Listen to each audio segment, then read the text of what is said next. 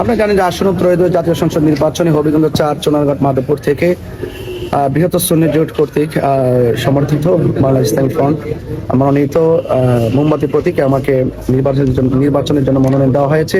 সেই বিধি মোতাবেক আজ আমরা মনোনয়নপত্র চুনারঘাট উপজেলা নির্বাচন কমিশনের কাছে আমরা দাখিল করেছি এবং আমি আশা করছি এবং আমি নির্বাচন কমিশনকেও বলেছি যে যারা রাজনীতি করছেন, যারা রাজনৈতিকভাবে যারা এগিয়ে আসছেন, অবশ্যই যেন নির্বাচন চলাকালীন সময়ে যেন প্রচার প্রসারের ক্ষেত্রে যেন সকলে সমান সুযোগ পায় এবং পাশাপাশি আপনার নির্বাচনের যে কার্যক্রমগুলো আছে সেই কার্যক্রমগুলো যেন অন্তত আমরা যেন নির্বিঘ্নে যেন আমরা করতে পারি এবং লেভেল প্লেইং ফিল্ড যেন আমাদের নির্বাচন কমিশন কর্তৃক নিশ্চিত থাকে এবং যেন আমি পাশাপাশি আপনাদের সাংবাদিকদের উদ্দেশ্য এবং দেশবাসী এবং চুনারঘাট মাধবপুরবাসীর উদ্দেশ্যে বলতে চাই, আমরা যারা প্রার্থী হয়ে এখানে আত্মপ্রকাশ করেছি, আমরা সকলে চাই সকলে মিলেমিশে আমরা একজনই তো হয়তো প্রায় বিজয়ী হবেন, তারপরে যারা বিজয়ী হবেন না তিনি আমাদের পর কেউ না, আমিও কারো পর না।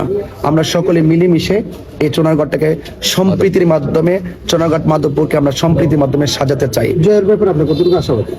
জয় পরাজয় তো আপনি জানেন যে আল্লাহ তাআলার পক্ষ থেকে নির্ধারিত হয়, তবে ইনশাআল্লাহ আমি আশা করি যে ধারাবাহিকভাবে যে মানুষের স্বতঃস্ফূর্ত প্রচার প্রসারণা এবং অংশগ্রহণ সমর্থন দেখছি, তা ইনশাল্লাহ আমি শতভাগ আশাবাদী। আপনাদের সাথে অন্য প্রার্থী ছিল, আমরা তো জানি আপনার মতামত কি?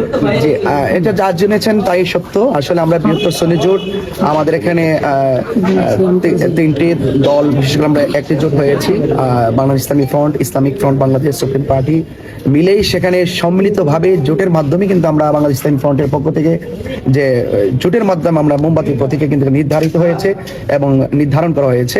আশা করছি আমাদের সবান্তক প্রচেষ্টা, আপনাদের সমর্থন এবং আপনাদের ভালোবাসায় ইনশাআল্লাহ আমরা চুনারঘাট মাধবপুরের পাশে মানবিকভাবে থাকার সুযোগ পেতাম। আপনার সমাবেশ করছেন কিনা সেটা আসলে আমি এখন আপাতত আমার কাছে এখনো পর্যন্ত কোনো আসেনি, কিন্তু অনলাইনে কিছু লেখালেখি আমরা লক্ষ্য করছি। আসলে ভালো মন্দ মিলিত একটা সমাজ, কেউ পক্ষে লিখবে বিপক্ষে লিখবে, তবে আমি মনে করি বিপক্ষে কিছু লেখার তার সুযোগ আছে, কিন্তু বাক স্বাধীনতায় যেন আমরা যেন আঘাত না করি এবং এমন কোনো রূঢ় আচরণ যেন না করি যে আমাদের মাঝে কোনো সংঘাতের পরিবেশ সৃষ্টি হয়।